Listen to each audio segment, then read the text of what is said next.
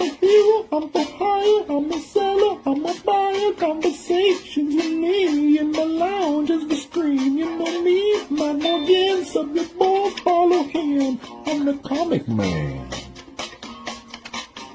I'm the comic man.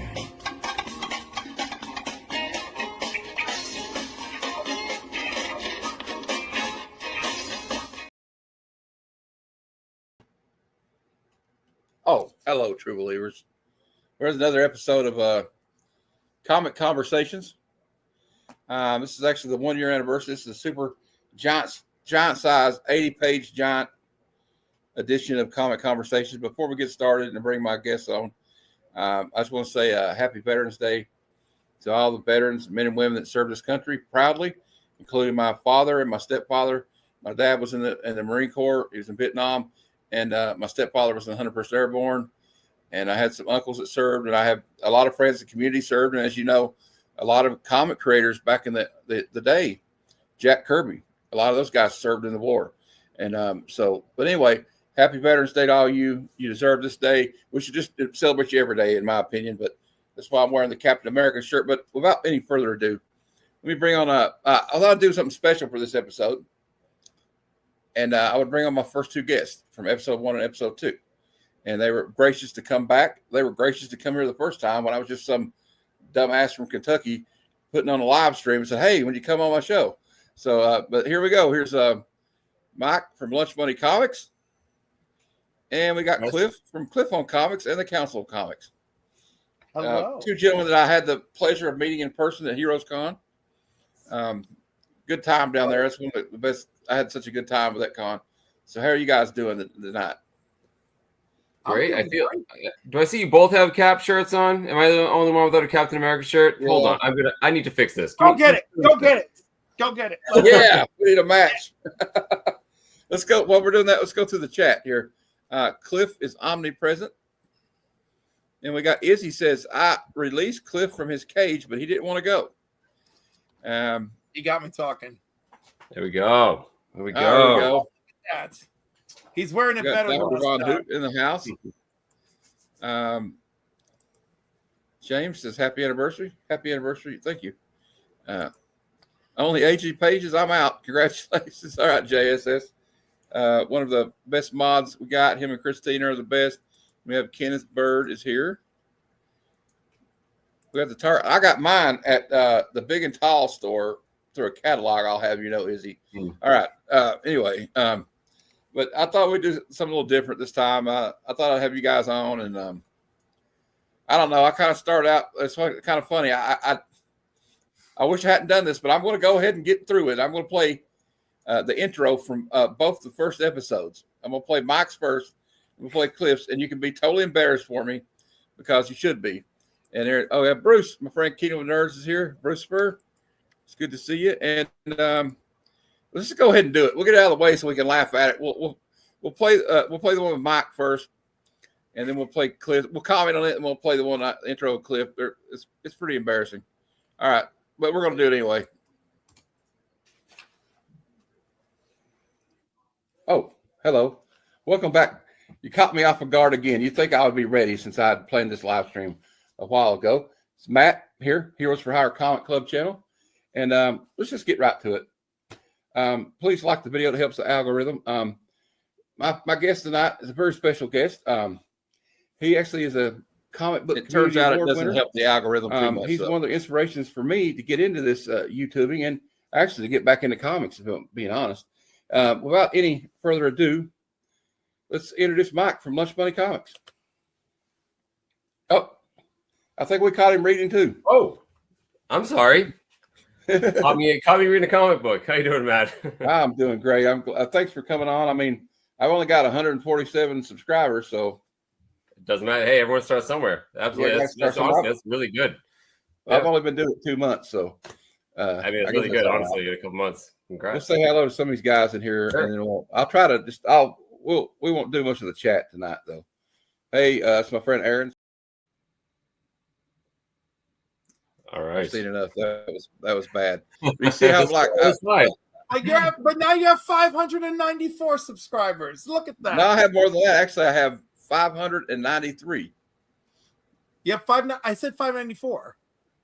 Oh, I got 94 now. Okay. Yes, you do. Well, it's special. But no. Do you see where I did I kind of like screwed up the way I said, like, I kind of like jumbled my words up. It was kind of funny. I've kind of gotten better at it. And as you can see, there's a new background. I haven't got it set up completely. We're in a new house now. But so that's the old background. And I was trying to suck up to Mike because he's from Massachusetts. I had my Red Sox shirt on. So I tried to, like, if you'll notice, I tried to pick a comic that I knew from watching Lunch Money Comics, and he liked Daredevil. So I said, well, I feel like I'm reading this one. And then I did it with Cliff too, because I knew Cliff likes the Defenders. As you'll see in the next clip, I have a Defenders comic. And Cliff just, before we go any further, we got Cliff on Comics that's put a $5 super chat out. And Cliff, for that, we're going to play a clip for you. I'm trying to figure out what clip we'll play. And I think we'll play this one.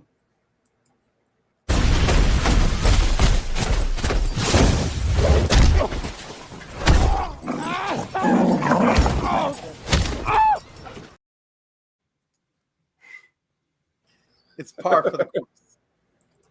I'm a dog lover in that movie. We got Mike's put one out too. Thanks, guys. I want to outdo Cliff, but then I wouldn't let me do $5, so you beat me by a penny, Cliff. So you still outdid me, as you always outshine me. I did it on my. That's the secret. Do it on the desktop. I didn't know. Awesome. I got the perfect one for you, Mike. Here you go. To me, my X-Men. That is a perfect one. And I'll one up you. There we go. There we go. I'm ready. Oh, and Matt's Comic says, he says, you can tell that dog is owned by Supergirl. Yeah.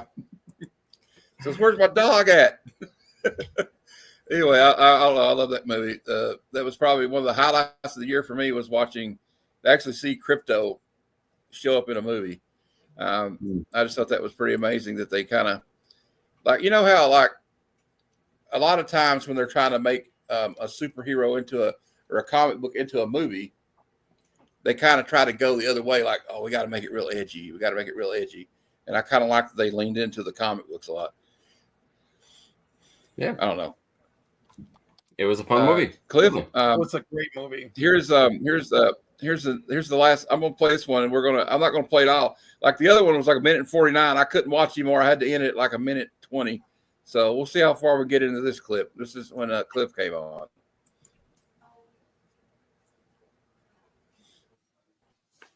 Oh, hello. Welcome back, true believers, to the Heroes for Hire Comic Club channel. You caught me reading some Defenders. I thought I would catch up on some back issues. The Hulk, of course, he's smashing as usual. Well, tonight is episode 2 of my new weekly series called Comic Conversations, where I interview another comic book YouTuber and about their experience in the collecting and all that stuff, and much, much more. And I'm going to give an introduction, even though my next guest needs no introduction. He is part of the Council of Comics. You can check out his shows I think they do shows on Tuesday and Wednesday. He can correct me if need be. And he's also, he's one of the best people in this community. He's a good guy, great person. And without any further ado, I give you Cliff from Cliff on Comics. Hello. How you doing today? I'm good. Thank you for doing this. Hey, my pleasure. I'm happy to do it. So I'm glad we scheduled some time for it. Yeah, and I just tried to go for an hour because it's, I think anything that goes past an hour, you're kind of it kind of digresses. The last time it goes not go an hour because EB Muck sucks. That's why so I only use that one time. Oh, but also at the time, Kingdom of Nerds are trying to outdo everybody. Yeah. Oh, and, I hope they do. Keep it coming, guys. Oh, we got more. He deserves it. Let's see. Oh, we got okay, Izzy's giving a $6 super chat. Now I got to find Izzy a clip. Let's find one here. I don't know what we're going to play. Oh, we'll just do this for him. This will be all right. This is for you, Izzy.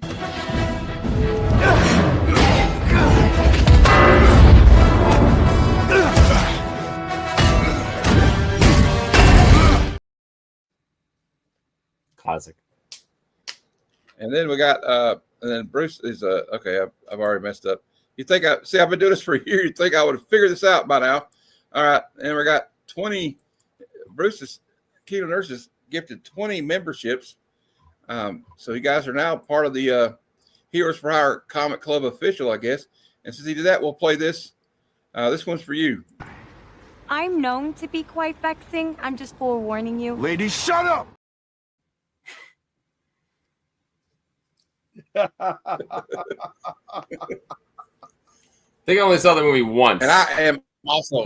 You know what? But that line, it carries. Oh, yeah. Well, Margot was the best part, clearly, of that movie. So. She really is. Oh, well, yeah, she stole the show. Yeah. And like she's the definite highlight of that movie. I mean, there's just no doubt about it. Yeah. Actually, I got a poster of her on my wall, like Harley over here. So, I don't know, but yeah, she was. I thought she had the character down pat. It's kind of like going to be kind of like a Hugh Jackman. What do you think? Like it's going to be hard to find when they have to finally recast the role of Wolverine and Harley Quinn. They're going to have trouble probably. But they could do it. So anyway, guys, Bruce did it again. got more memberships. Uh-oh. Oops, he did it again. All right, I got to find another clip. All right. We'll get the show going at some point. It's worth it, though. Yeah. We'll just do this one. What kind of monster are you? The Wolverine. All right. Okay, let's to your new channel members. All right. Steven Spock, Cosmic One, Raider Nation 87, Cali Comics, The Immortal Biggie Shack, Fanboy Prime. Where'd you get that? Tommyverse, Teeth the Digger, Agu Rhythm, Conboy 2002, Kevin, Kingdom of Nerds, Cliff Fun Comics, Matt Likes Comics, Nerdy Geek, Canadian Survivalist, Legion of Comics, Jean Malot, Cicada Sonic, Stephen Lukey, Matt. Wait, that's already in. And the second round is hold on. Steve Card Fan, still only 35 cents. Derek Neiman, Dungeon Crawler Kevin, Metal Elf Collectibles, Tommyverse again. Ryan Riley, Sticks Boy 73, Southern Comic Geek, Omnibo, Taylor Winder, Rad Art and Comics, E-Man's World of Geek, Madam, Comics Embraced, Terry Floyd, Whack Comics, Space Case Collectibles, and Ben Compton have all been gifted memberships. He just put it, that's a lot more work for me because I like to do a little graphic. Thinking my channel members, I had like 5, so it was real easy. So now I don't know what I'm going to get to upgrade that Canva. It's time. I think so. But like a lot of difference in this show now is like now it's just kind of like, well, we'll talk about whatever we want to. When Izzy was on, we talked about wrestling for like 30 minutes. But I used to have like a thing of questions, and I don't know if you guys could tell, but when I interviewed Mike, it was like because I've been watching him a lot, and see when I was watching YouTube, especially watching on TV, I almost feel like you're watching like a TV personality, which I know you guys aren't TV personalities. I know that you're just a normal person. You don't get a lot of money for this.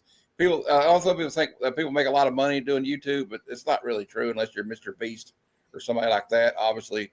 But to me, it was like a lot of money on YouTube. Because I was watching your content. I was watching your content, Mike, and that's when I first started watching. And I don't know if you'd been around, maybe it might have been a year or two, and it got me in the bug. So when I was kind of nervous interviewing, I had all these questions. I felt like I had a list like this, and I'm like reading off of it. And I felt like Chris Farley. You remember that skit on Saturday Night Live when he's interviewing Paul McCartney? He's like, "Do you remember that time when you were in the Beatles?"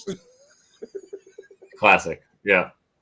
That's okay. I was worse the first time I met him. I couldn't read. I was just like, well, I got to tell you, this is a compliment. I was off my game because he's more attractive in person. I was like, oh no, I don't know what I'm doing. I'm not prepared. Come on. Like, he's got those pretty blue eyes. He's pocket boyfriend material. Get out of your head, Cliff. Get out of your head. I'm a tiny man, I've been told. Yeah, I get that a lot though. When people meet me, they're like, I thought you'd be taller in real life. I'm like, that's a weird thing to say to someone. But yeah, I'm not a very tall guy, but But pocket size is a new one, Cliff. So thank you. Oh, Makes you feel more special. I love a pocket boyfriend. They are one of the also short kings, loving or There you short. go. Either There you way, you know. And my friend Tony from Comic Verse is one of my good friends on here. He said, "Hey, Lunch Buddy Comics. When I was a kid, I spent a lot of my lunch money on comics too." Yeah, And, that's why I'm so little, because I starved myself to buy comic books all the time. He starved I know himself that- for I his know that love of Mike's comics, right. people. So Right. Am I right? Yeah. Biking to the comic book store. Yeah, I was diving in dumpsters to get cans, riding my bike across 4 lanes of divided highway. Yeah, it was. I got to tell you. First of all, the divided highway sounds scary, but also, didn't you find yourself pitted against the adult can dumpster divers looking for cans, or were you just lucky and didn't happen?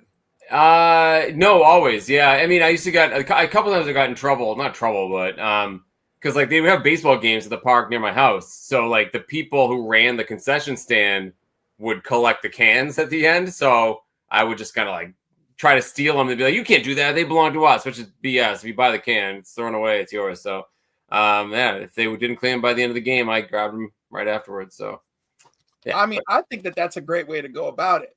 I would actually like save up some of that money to have a little bit extra. But my mom was so happy that I was reading and not out drinking and drugging that she usually was just buying comics. Right. Nice. But also, I'm my back. mom went, sorry about that. my mom went almost 10 years without a new winter coat because she was trying to keep food on the table for all of us, plus my father working, plus my grandmother caring for us. So like I mean, if we just didn't have like all hands on deck, right? And obviously it took me into adulthood to really appreciate that. But like we had all hands on deck, and it was we had a good time, even though my parents were really struggling.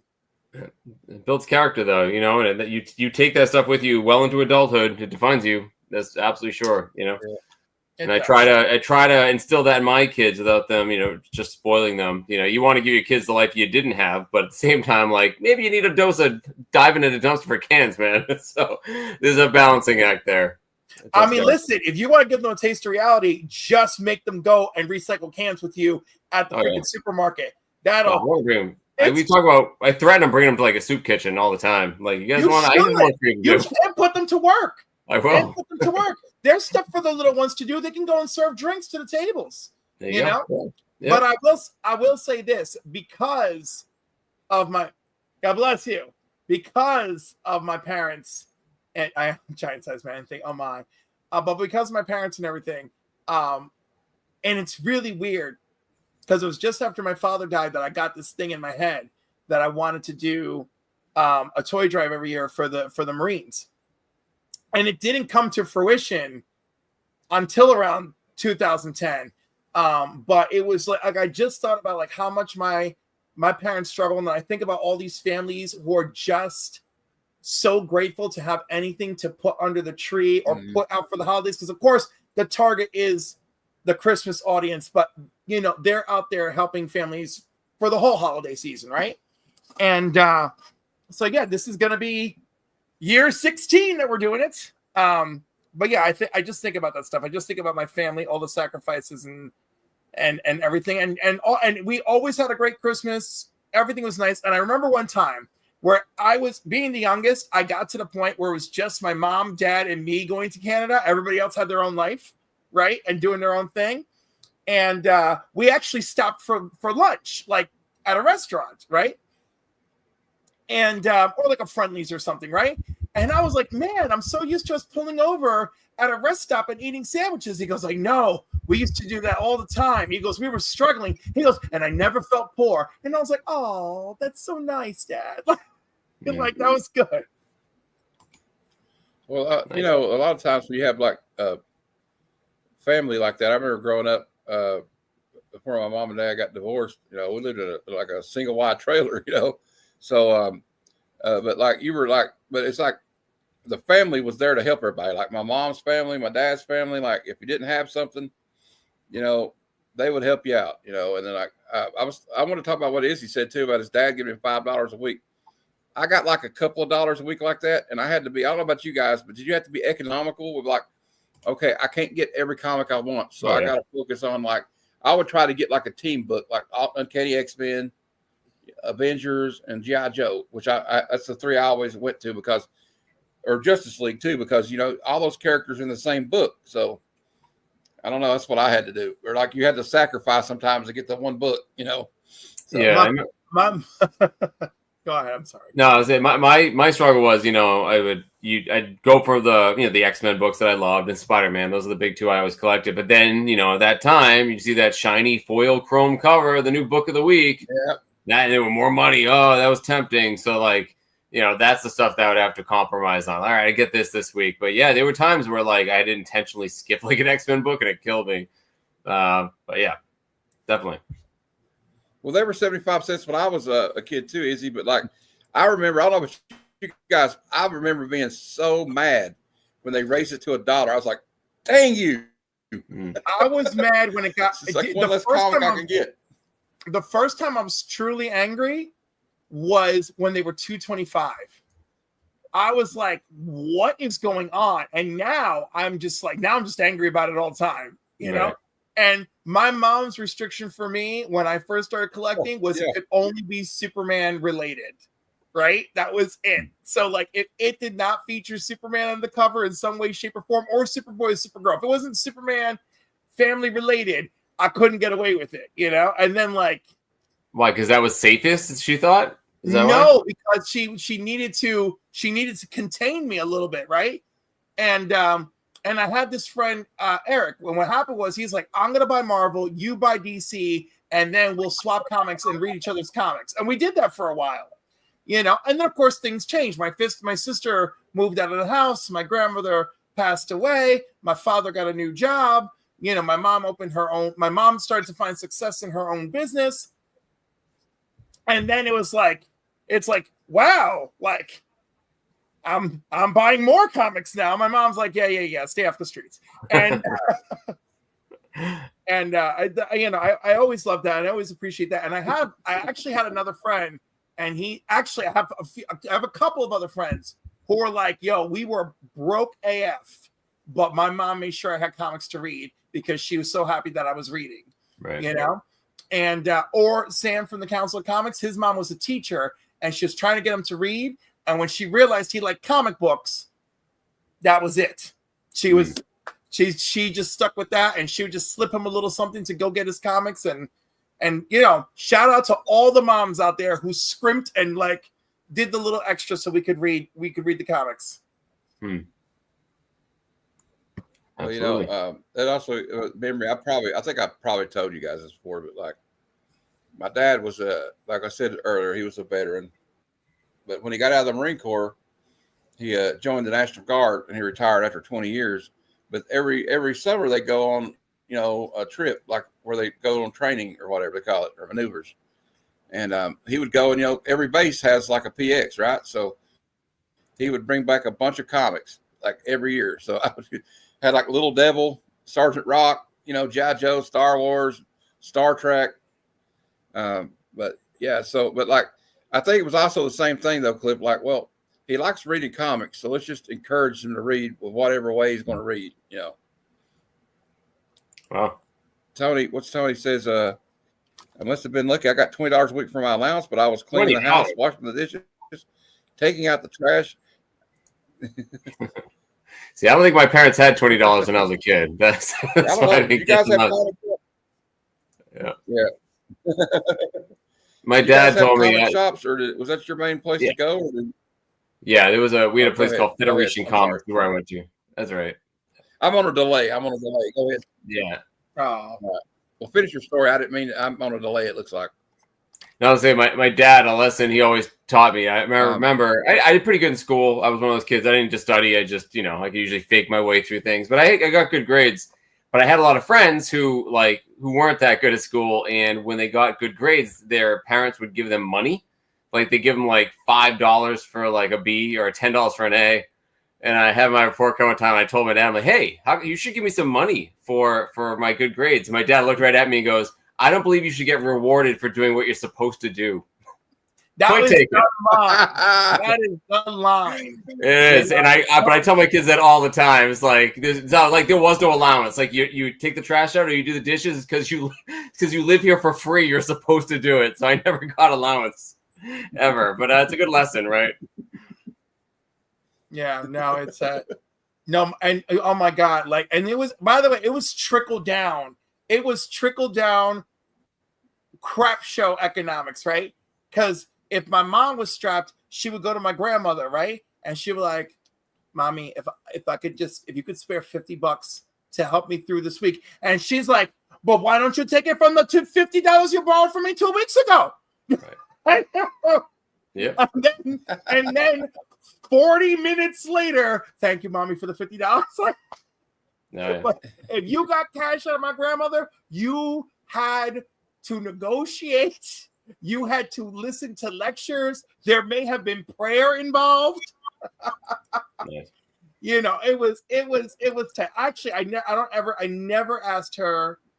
I personally never asked her for anything. I just let it go. I was happy with my comics. I never asked for anything. In fact, you want to hear something crazy, right? Especially in a household where people were struggling for cash. My mom used to have to beg me to go clothes shopping, right?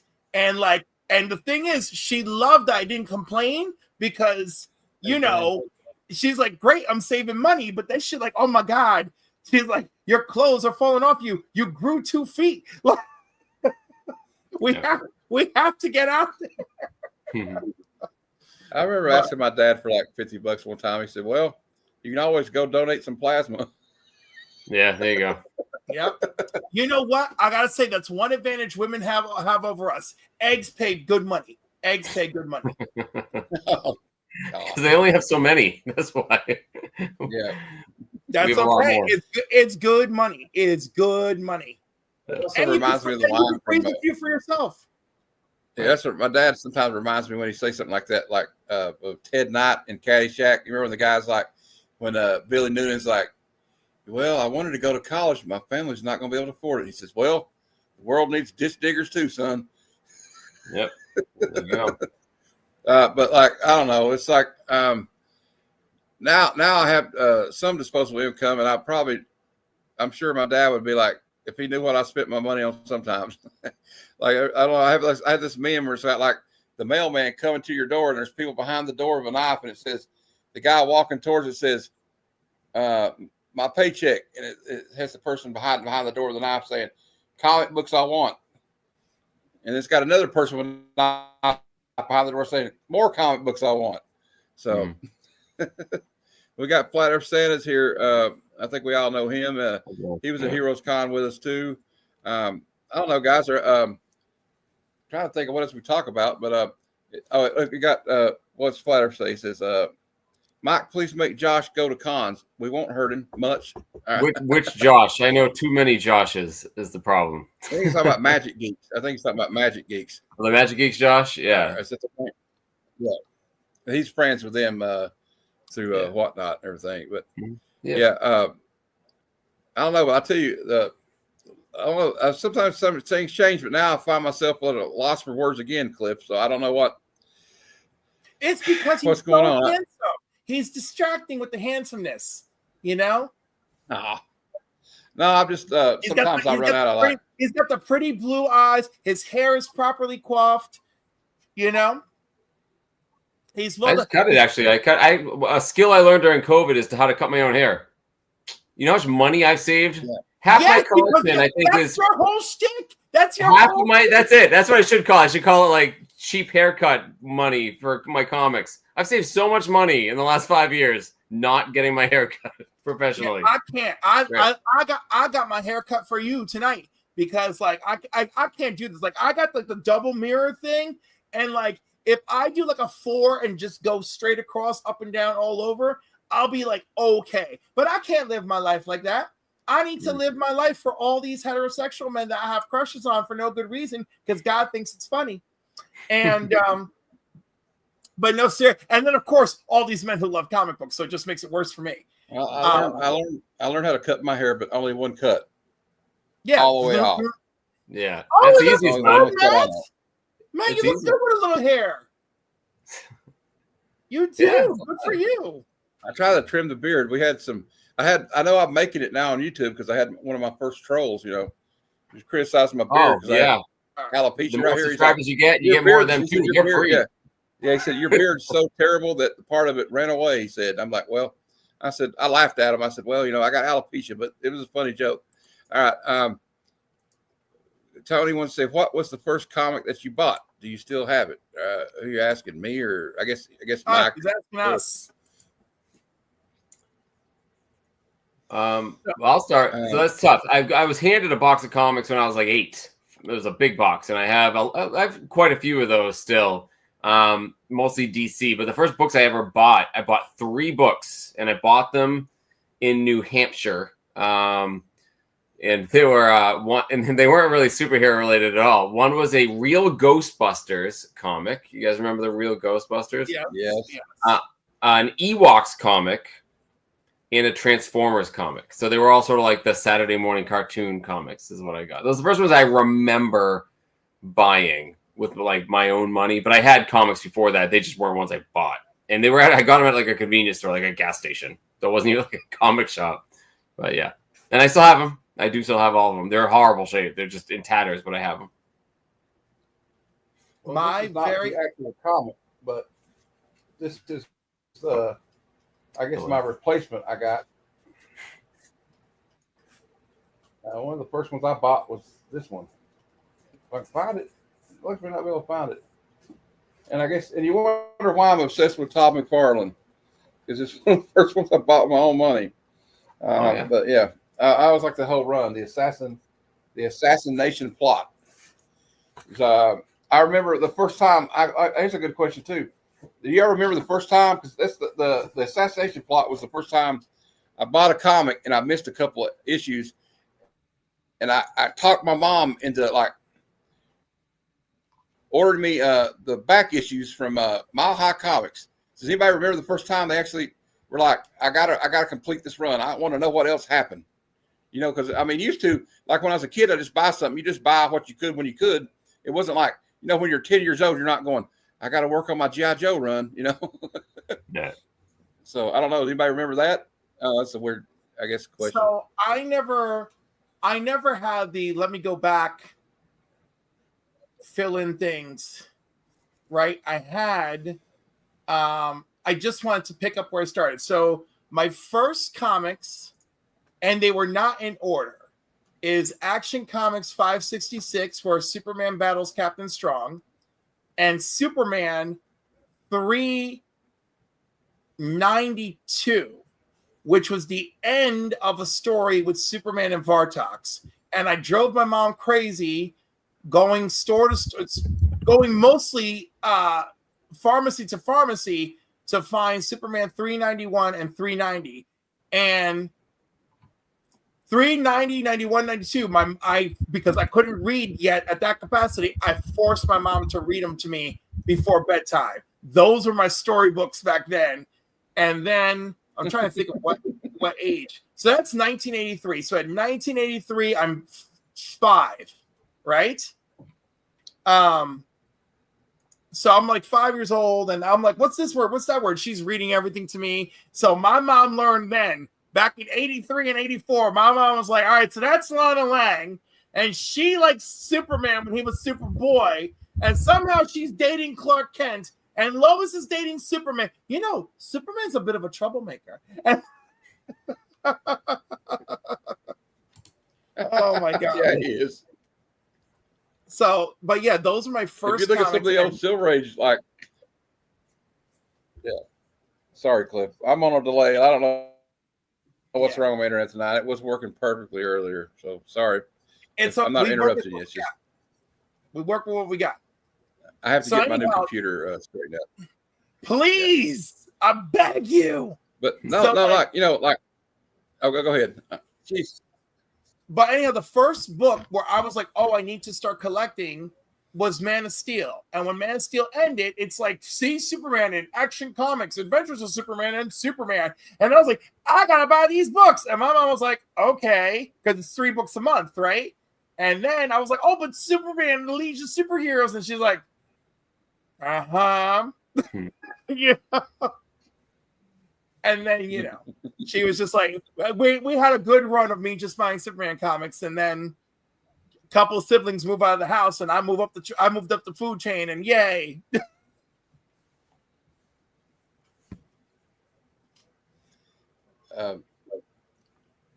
No, I was just gonna say, like, back to Superman. Like, if you look at the Silver Age, him and Lois Lane and Jimmy Olsen always up to no good.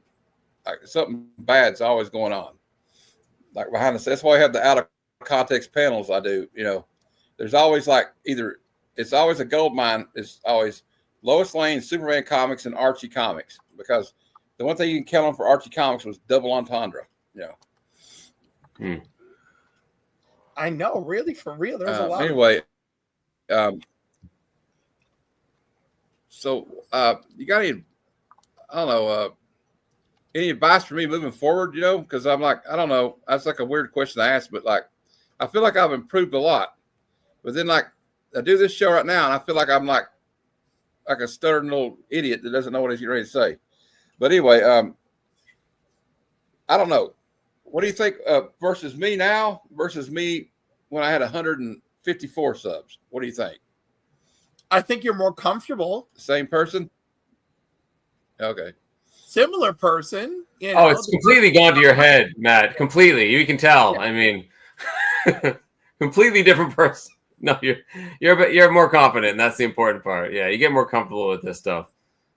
Yeah, I went all Hollywood. Look, okay, yeah, see, yeah. Yeah, right. You guys are lucky you're on here living. Yeah, okay. Just kidding.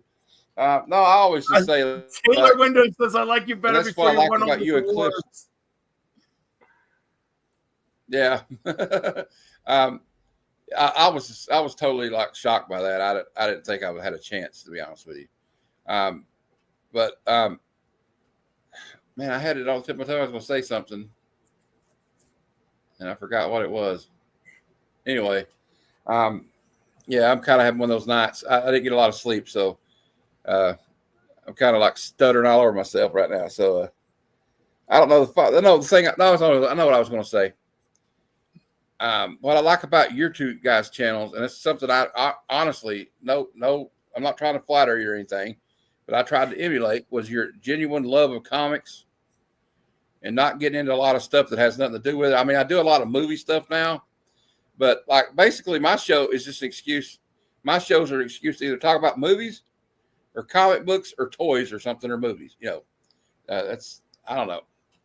But yeah, two-time. I don't know. I mean, I don't know how I got two, Bruce, but because I people did. like you. They really, really like you.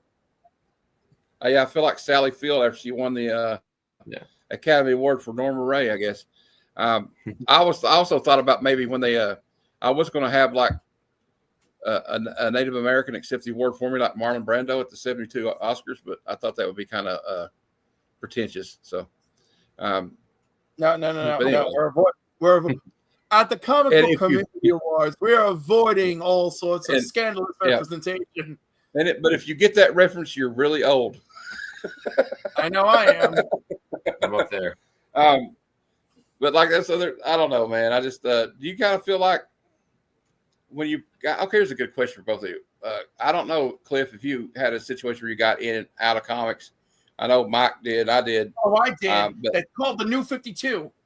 But do you feel like when you came back to it, like the last time you came back to collecting, like since you started, your collecting habits have changed over time since you've been back to collecting? Yes. Oh yeah, definitely. Yeah. And you want to know the secret? I don't care as much. Well, there's that, and like my taste changed too. Like, I mean, I love superhero stuff. Don't get me wrong, but there's like after a while, you start. I don't know about you guys, but you start searching for something else. Like, okay, I like the okay. Sometimes it gets tiring when all they want to do is have to save the universe because there's another crisis coming and the whole world's going to come to an end. But like, I started getting into like more of stuff like this, like if you guys, we could talk about that. Like, if you want to talk about what you've been collecting here lately. I've been doing getting a lot of these Bronze Age horror books, and or stuff like based on movie properties. Like, yeah. Oh, there we go. Wild of Evil. Weird. And you know, it's funny. I'll only grab those if a cover speaks to me and I want to reference it for something later. But otherwise, and I know this is going to sound really weird, comic books were always my escape, especially my childhood, especially my teenage years, especially trying to find. And you know what's really sad? I keep saying trying to find yourself, but I'm not sure what it is, because I know I was 12 going on 13 when I realized I was gay. And I mean, like, it was like I just felt so awful, right? Mm-hmm. And like and comics were always my escape.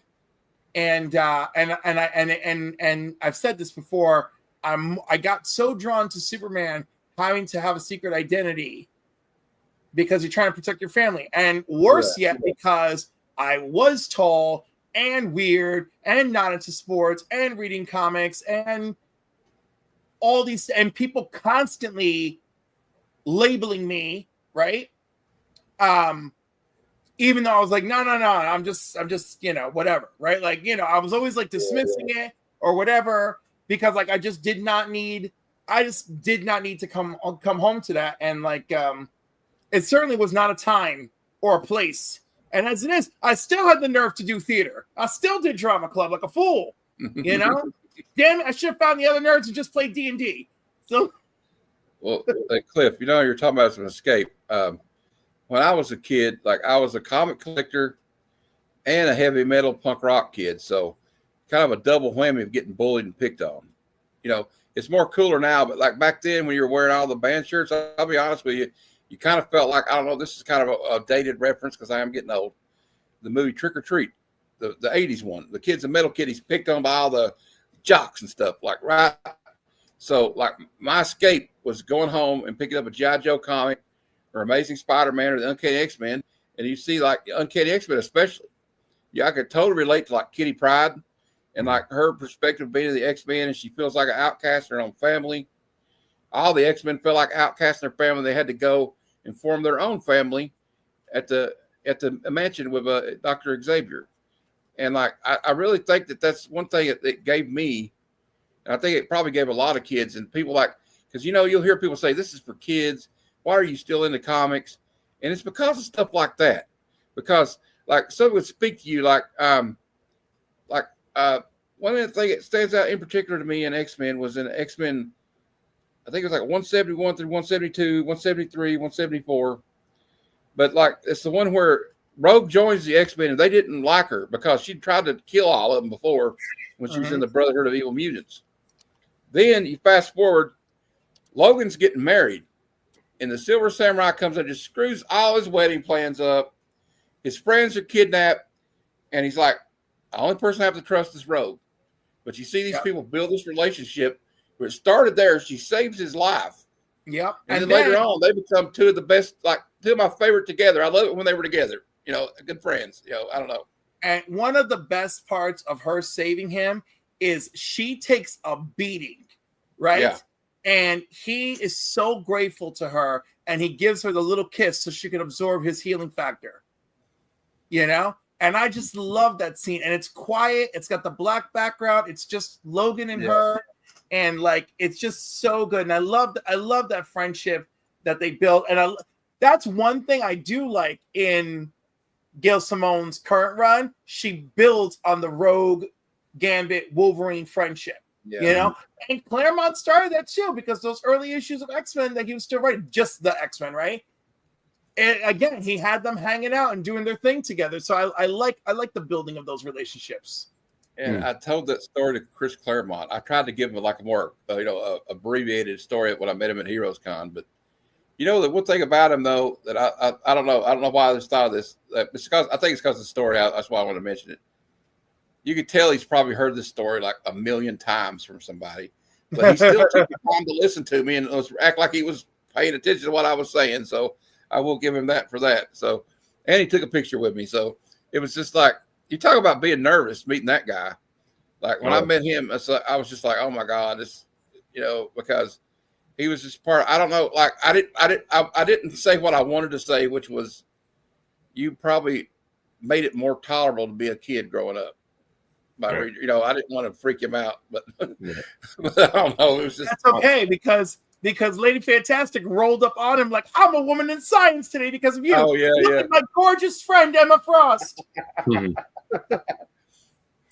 Yeah, I think the first time I met him, I told him something very similar. I was mercilessly bullied when I was a kid because I was lucky enough to live in a kind of a nice town, but I was the poorest kid in the town. We had the worst house, and I was a pretty scrawny kid for a long time. I didn't really have a growth spurt until I was in high school. Kids sucked, right? And they would make fun of me for having clearly hand-me-down, clothes, or I didn't have the Z Cavariccis and the bum equipment. I had the fancy, I'm really dating myself now, right? Early 90s. But for me, it was not just the comics as an escape. It was, I related to the X-Men more because they were outcasts, but they were outcasts that were powerful. People underestimated them. And for me, that's what it was. Like, they don't really know how I really am. And I told Chris Claremont a very similar story the first time. Same thing. He smiles and nods. He's heard it a million times, but it was nice to say it to him. It's really for us, right? It's for us to tell someone that they matter and that they matter to us. So that was nice. It's nice. I'm sure it does mean something to him that it worked. But I'm sure he's heard it a lot. But like, it's really true. But it's great that he listens to people though, and they say that because he knows they're gonna. He probably can see you in line. He knows this one's going to say it. Right. But there was other things that great about the X-Men is like, and I hate to keep harping on Rogue, but like, she's one of the most heartbreaking X-Men there is because she can't touch anybody. She can't really have a serious, like, at least back then, when she has one now, Remy kind of, but back then she couldn't even have a serious relationship. And all she wanted was like human contact. Logan lives long enough to see something tragic happen. He's got tragedy all through his life. Jean Grey, the same thing. Like, there's some crazy stuff. It was like a soap opera, basically. It's a soap opera for kids reading that, basically, with all the stuff that was going on with Madeline Pryor and then. And by the way, when you read a lot of Chris Claremont, 'cause I was reading back the older books when I was a kid, you realize a couple things. One, those stories were way more obviously packed full of actual story than the later comic books. There was just not enough content. So talk about the money going up, guys. You're paying more for way less.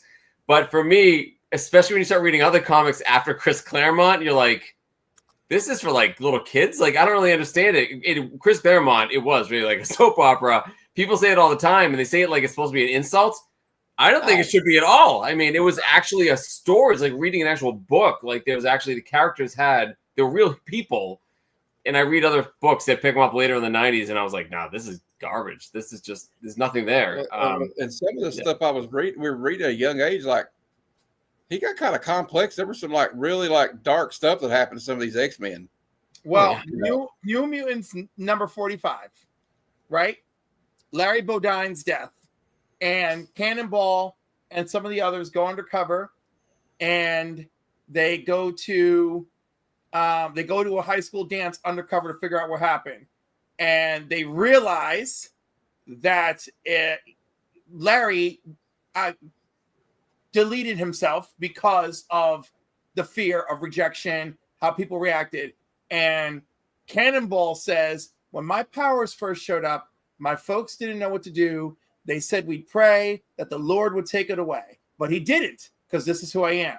I didn't change. I just finally saw the truth of myself. I'm still Sam Guthrie. I'm still their son. Larry Bodine was your friend, and you killed him. Not with your hands, maybe, but with your words. Mm-hmm. You made him ashamed of what he was, and when you make somebody hate themselves, that's as good as murder. Mm-hmm. And that's the paraphrase, by the way. There's actually a bigger speech. And when I was reading that for the first time, and all the other things he said, like just so many tears running down my face. And then that Chris Claremont, when you talk to him, he's like, yeah, I didn't know I was doing queer-coded messaging. Yeah. And I was like, he didn't? Come on. I mean, I thought the analogy was pretty laid on pretty big. No, he actually, you could find Power of X-Men on YouTube, and you can see him at the FlameCon X-Men panel from a couple years ago. And he's like, there's one story I did that was specifically a lesbian queer-coded story because it was the best I could sneak past Marvel. And he goes, Right. that one came from me. And he goes, but you guys tell me all this other stuff that I didn't see that I was writing. I mean, it's very universal for anybody, you know, for a lot of different people. What was that? I missed it. Oh, yeah, he definitely changed comics. Absolutely. Yeah, I think what you're referring to, Cliff, it must be the Destiny and Mystique thing, which he was very careful about. He had to be very careful, but that's why he made it known what it was, and always in my head canon, that was the truth, even though it was very clear. I mean, when I was a little kid, I didn't really know. I was like, why is she with this old lady? Why are they such best friends? They're like roommates. But I'm really happy, that's why as a Nightcrawler fan, that they retconned it back to his original vision, because that was my headcanon anyways, and I read all the stuff they changed. I'm like, no, it's way better if it was always them as his mom. So I really like people. A lot of people when that story came out asked me, knowing I'm a big Nightcrawler fan, what do you think of that? Isn't that crazy? I'm like, no, that's exactly what it should have been. That's what Chris Claremont clearly intended, and it was all over the place. It was clear that's what it was. So I'm happy it was just official. We finally progressed enough. God, it took way too long for us to say, yeah, no, that's exactly what it was. How about that Nightcrawler story where his faith is shaken and he's talking to that priest? Which one? That happens. No. A decade. No, specifically, they're not in church. They're like in the rectory or something. They're like in a comfortable place, right? And he specifically says to the priest, I cannot feel the light of God's love, right? And like, I'm so lost. You know, and the priest is like holding the rosary and then like takes Nightcrawler's hand, again, human priest, and taking Nightcrawler's hand and offering comfort. And I'm not doing this justice. And I feel like I just read it the other day, but that was like such a powerful, powerful scene. Mm-hmm. And also because it said something about Nightcrawler's identity, right? Because not only was Nightcrawler's identity about totally accepting himself as a mutant, right? But the other half of his identity was he totally accepted himself as a Catholic. Like he really, and the fact that he felt like God was failing him and his friends when he needed him most was just a powerful piece. And it's like 2 pages, but powerful piece of storytelling from Chris Claremont. And the thing about Nightcrawler, it's great. It's a great thing for people to not judge people on outward appearances, because he looks like this devil. He looks like a demon, but he's like the one of the heart and soul of the X-Men. Like when one of the X-Men has trouble, they go to talk to Kurt. Oh yeah, absolutely. You know, yeah. And he's a spirit. He gives spiritual guidance. You know, and I always liked that he was a swashbuckler. He loved like the old like Errol Flynn movies and stuff. So I always like that. Was great. You know what I love? I love when he first met Nocturne from the Exiles, and he's like, "You look like me. Who are your parents?" She goes, "Oh, you and the Scarlet Witch." And he's like, "What? Really?" And she goes, "You both come from gypsy backgrounds." He goes, "Wanda is quite attractive." Yeah. He's kind of a himbo in the comics, quite a bit. He's a lady killer too. I mean, let's face it. He ain't that much of a lady killer. Like he's gotten a lady kill here or there. The real lady killer, Scott. Oh yeah. Wolverine. Every girl Wolverine's ever with. All right. Wolverine can't keep his pants on. Okay? No. The worst. Okay, wait, it gets worse because we got Hawkeye and my number one himbo. Because I swear, if you read them for filth, number one himbo is Daredevil. Oh yeah. No, that's true. Daredevil's like jumping from bed to bed. Like we got Karen Page, Black Widow. You can go on and on. He's got a trick up his sleeve. I mean, the girls love the fact he's blind. He's not. So like they're just all over that. They think he needs help, and he's. I know. I think he milks that a little bit too. He milks it. Of course he does. I heard a theory about that. I was listening to Charlie Cox was talking about how he thought, in his mind, that the Teenage Mutant Ninja Turtles and Daredevil are connected. So in his mind, he always said the toxic waste that blinded Matt Murdock then went into the sewer and formed the Teenage Mutant Ninja Turtles, and then you got Stick, who is his mentor, and the Turtles' mentor is Splinter. Yeah, I never thought of it that way, but well, I think there's a little inspiration there. Eastman and Laird, they were inspired a little bit by that whole, But that's Ninja another, Man. like we're speaking of Claremont, but another writer who I credit for getting me to love comics so much. Well, one of them's Larry Hama, but I'm going to talk about Frank Miller. And because Frank Miller, I don't know what you guys think, but I think Cliff's heard me say this before. He probably saved Daredevil. They probably were going to cancel. Oh yeah, it. 100%. Yeah, I mean, I think Frank Miller's, and again, I haven't read enough of his Batman, but I mean, he changed that character completely for the better. And Yeah. I mean, yeah, he's only famous really because of Frank Miller now. And it's some of my favorite stories ever is that Frank Miller run on Daredevil. But I do not like Frank Miller as an artist at all. I never have. I agree. I don't like his Wolverine. I don't like his. And I mean, there's sometimes he's good, but there's times where I don't know if he's in a rush. It's just bad. Yeah. But as a writer, I love him.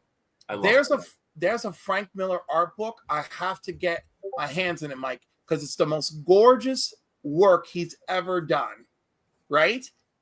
Because it was for a project he loved that I don't think even got completed. And I'm Right. like, I need this book. I need this book to restore my faith. Yeah. No, and like there's some he's great, and I love it. It's very movie again, especially when he had time and he liked the Daredevil character. I think it's perfect. It's perfect. It's very noir and moody, and it fits the grittiness of New York in the 80s. Like it works. But as the 80s went on, he became a hot commodity. He just started mailing it in. I feel like and I just happen to have these. Like I don't like his Wolverine like at all. I kind of like it, but it's just it's different. And let's not forget how much he owes to Klaus Janson. Oh God, yeah. Well, Taylor's was saying it right here that like his wife, Lynn Varley, and who was his colorist at the time. Yep. And Klaus Janson, who inked him. But you know what? That just shows another thing. It proves that like sometimes it's all about the inker. They can make or break like a picture. Like I can't remember the inker it was, but I watched Comic Tropes before, and he did a video about the guy that inked Kirby sometimes, and he said the man that ruined Jack Kirby's art. Oh, definitely. Yeah, that's legendary. Hold on. Yeah. Taylor Winder has a great comment. I want to bring this up. When I like Frank Miller when he was working on Daredevil as an artist, like 181, the famous Bullseye kills Elektra. Yeah. There's whole pages of that fight. There's no dialogue, and you could see them moving from panel to panel. You feel the fight. It's almost like you see a movie. Yeah. It's perfect. Yeah, his motion is awesome. And then I don't know, he got worse later on. But that's why it's the best work he's ever done. Is writing and the art. It's killed it. And you were holding up the Daredevil series, but inside there's a certain panel. I can't remember what issue it is, but like they talk about motion. He's fighting these samurai guys, and they crash through the window, and they're like all around him. You know what I mean? It's like that iconic picture. Like he was great at stuff like that, But I don't know. He kind of like got more to a minimalist style when he got to like doing 300 and Can't reach all that stuff, didn't he? I guess in Sin City. Yeah. I'm trying to see if I can find my Frank Miller stuff. All my trades are in a mess right now. I got a few. Hold on. All right, get up. All right. Mark Grunwald is the reason I became a Captain America fan in 1987. I have an original piece of him. I had him draw me Patriots. Oh, that's a cover. Yeah, that's a good one. Yeah.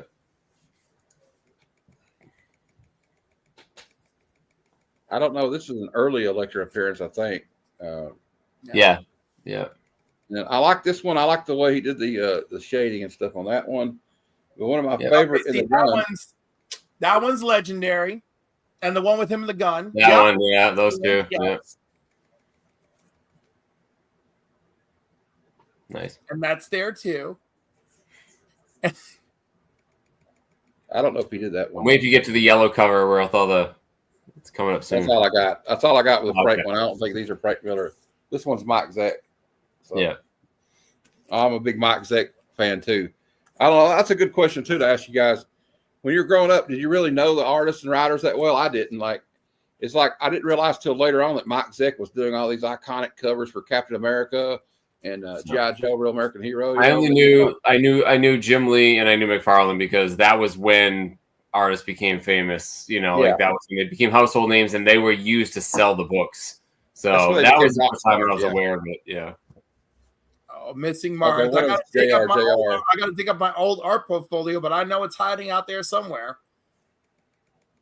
I also That's a good one, Taylor. John Yeah, Byrne. Byrne is so John Byrne's the first artist I remember because when I read his editorial note at the end of the first issue of Man of Steel, he goes on about what Superman meant to him, and when he saw the haunted lighthouse on TV. Zoom in on Mike as he's. Oh no! I'm sorry. I just happen to have a stack of John Byrne X-Men next to me. What are the odds of that? Look at that. Yeah. There's a whole bunch. Yeah. Oh, there's some Could do a good, video with ones these in there. Yeah, I got to do. I'm working on. I got to do a video with these soon. I just happen to have them on my pile of my to-do list. Absolutely. I got that too. I got like 2 or 3 reviews I want to do of newer comics, and I'm like, I keep putting it off. Like, oh, we'll do it next week. We'll do it, but then it's going to be like the comic will have been out a year before I get to it. So, Actually, and Taylor Sienkiewicz is funny too because it was an artist I always liked, but I didn't know who he was. You know what I mean? I'm like, oh, it's that guy, and I knew it from like the Marvel cards, and I knew it from like certain covers. But then you find out like how talented Sienkiewicz is. I kept looking at the painted things, like, oh, that's clearly that guy.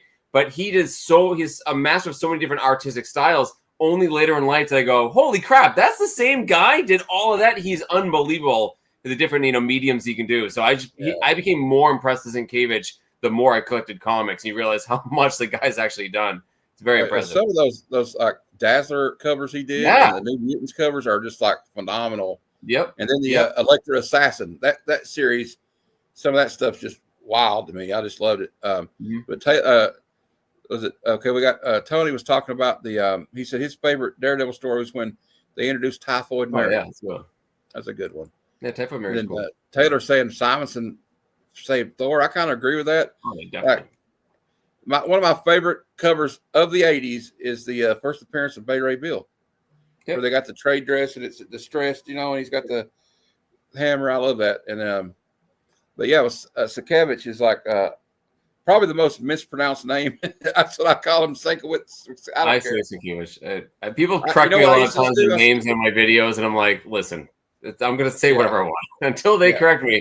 But people have told me wrong things before. Like, oh, you don't pronounce it that way. And then I meet the person. They're like, that's not how you pronounce my name. I'm like, I knew it. So that's happened. Okay. Or Mark Miller. And everybody calls him Millar. And he goes, it's Miller. Yeah. Yeah. Yeah. But it's spelled this way. I don't care. All right. I'm Irish. Shut up. Yeah.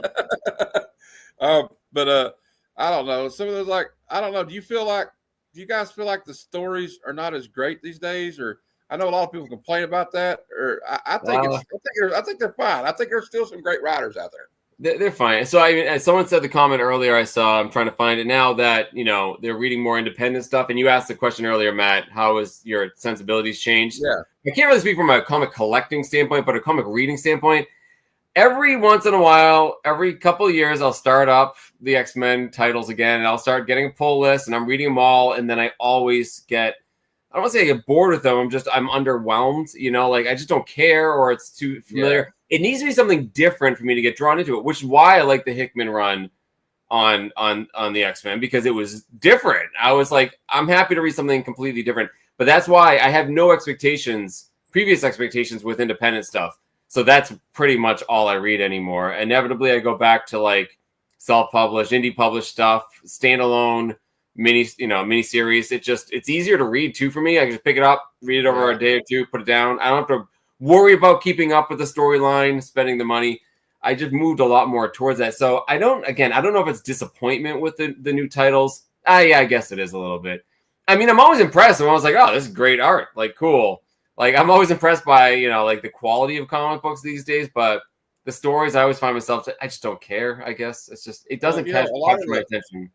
It seems to me a lot of the best writers, the most talented writers are going to Image and like all these other indie places. Like, Jeff Johns has started the Ghost Machine where he's doing a Geiger and all those stories. And then you got because that's just my opinion. Then you got Robert Kirkman, Daniel Warren Johnson, although Daniel Warren Johnson does stuff with the majors. And he just did a great job with that Absolute Batman Annual. I don't know if anybody's read that, but I highly suggest it. I was just talking about it. I know you did. I'm talking about it in the chat. But But so there's some great artists, and the thing is some of these guys like Daniel Warren Johnson, he's a great ambassador to comics because I saw the way he treats his fans at Heroes Con. And he just, Oh I mean, I just like when the guys are. I like when you meet somebody that you look up to, like their work, and they meet your expectations. I guess I don't know. Someone could be kind of gruff, like I give you, but he's funny. Arthur Adams. Yeah, don't call him Art Adams. You'll learn that the hard way if you meet him. But anyway, I don't know if you know Flight of Santa. He has a little Santa puppet, and he goes to cons, and he'll talk to everybody with the puppet. Well, he did that to Arthur Adams at a con, but then he went to Heroes Con. He didn't bring the puppet with him, and he saw Glenn, and he said, "Did you bring the puppet?" He goes, "No, I didn't bring the puppet this time." And he told Glenn, he says, "You need to get help."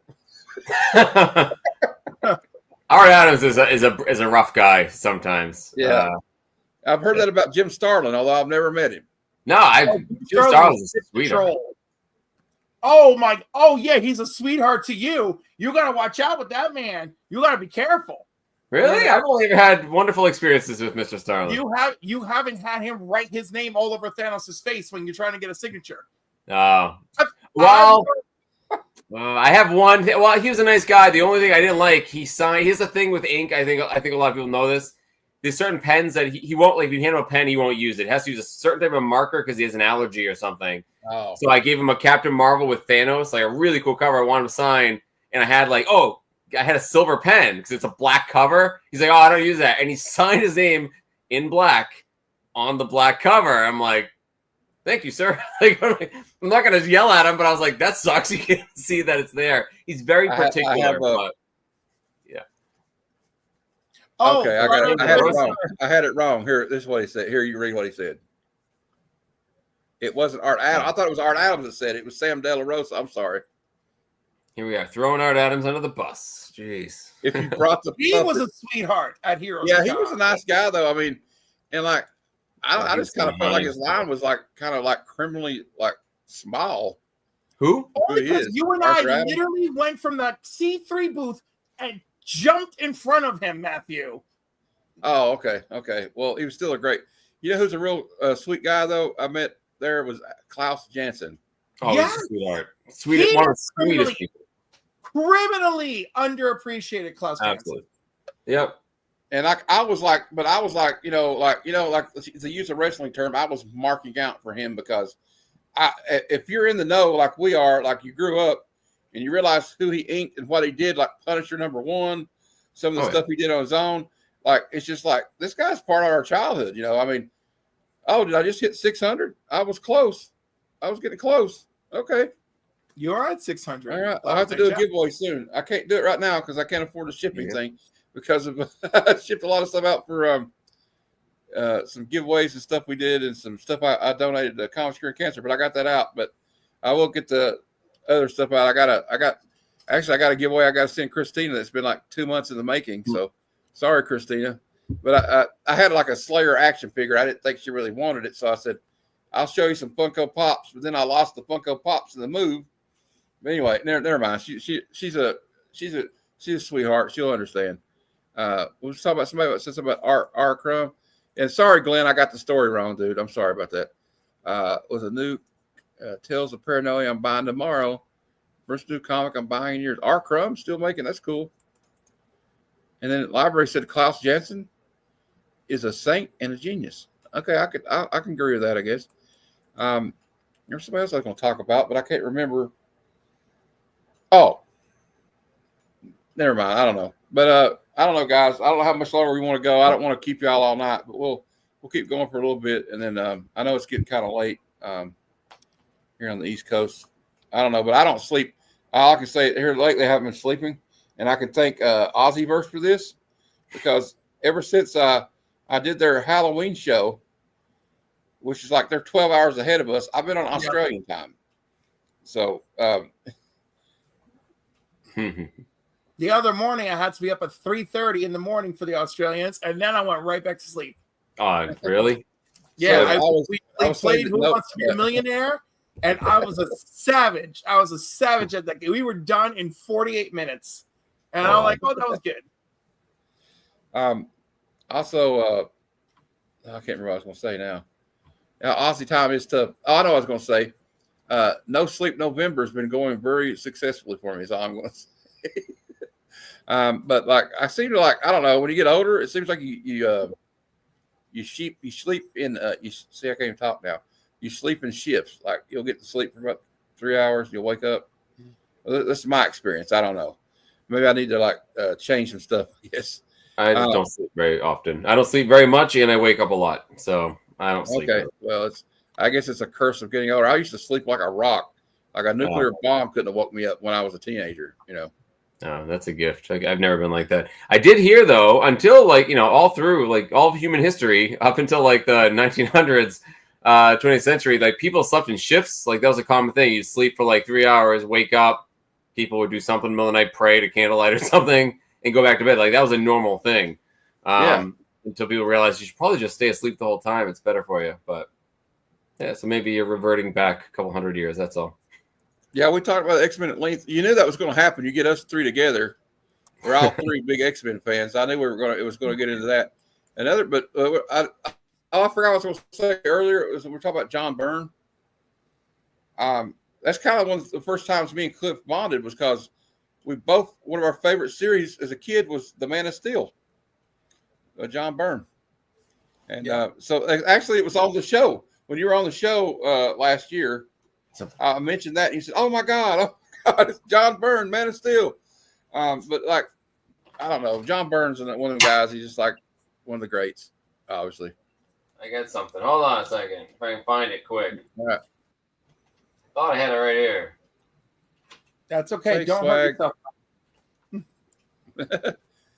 Don't pull anything.